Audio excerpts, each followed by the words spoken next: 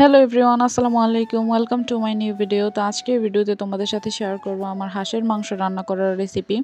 আসলে হাঁসের মাংস আমার হাজব্যান্ড অনেক বেশি পছন্দ করে, তো ওনার কাছে পাঠানোর জন্য আমি হাঁসের মাংস রান্না করব আজকে। তো হাঁসের মাংসটা আমি ভালোভাবে এখানে ধুয়ে পরিষ্কার করে নিয়েছি। এখানে 2টা পাতি হাঁস ছিল।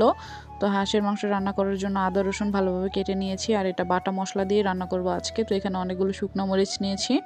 আসলে আমার কাছে এরকম শুকনো মরিচ বাটা এবং আদা রসুন বাটা একদম ভালোভাবে এভাবে করে টাটকা টাটকা বেটে এগুলো রান্না করলে বেশ ভালো লাগে খেতে। তো আমি এখানে ব্লেন্ডার করে নিয়েছি আদা রসুন বাটা।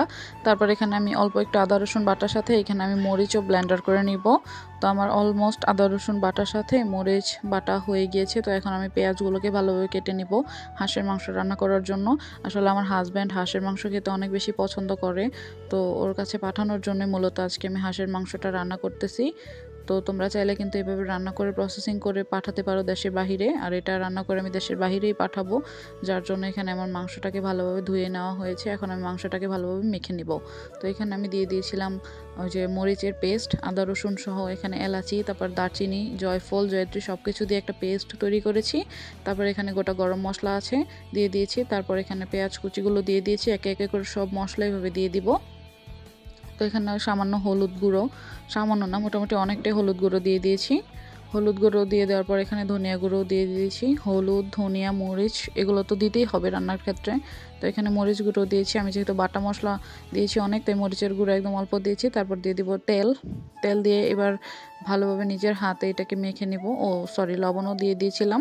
তো লবণ দেওয়ার পরে ভালোভাবে হাত দিয়ে মেখে নিয়েছি। এটাকে ভালোভাবে ম্যারিনেট করতে হবে। ম্যারিনেট করে প্রায় তোমরা 30 থেকে 45 মিনিটের রেখে দিলে দেখবা যে মাংসের ভিতরে মশলা ঢুকে যাবে এবং খেতে অনেক বেশি ভালো লাগবে এবং গ্রেভিটাও অনেক সুন্দর হবে।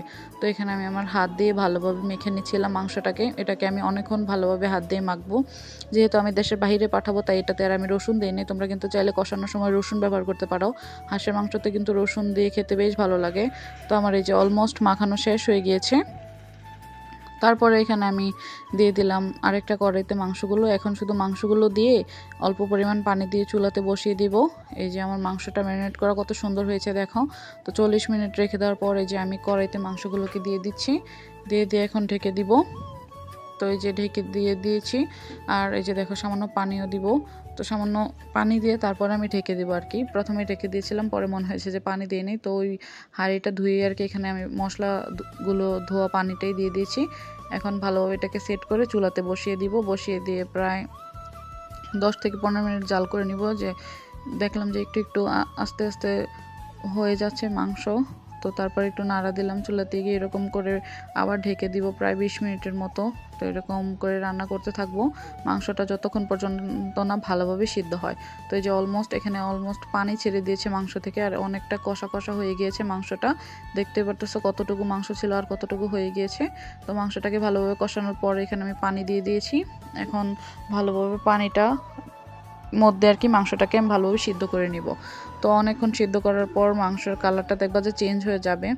তো মাংসটা এই যে দেখো একদম ভুনা ভুনা হয়ে গিয়েছে। এখন এটাকে আমি ভালোভাবে আর একটু শুকনা শুকনা করবো, যেহেতু দেশের বাইরে পাঠাবো। তো এই যে দেখো রান্না হয়ে গেছে এবং জিরার গুঁড়ো দিয়ে নামিয়ে ফেলেছি।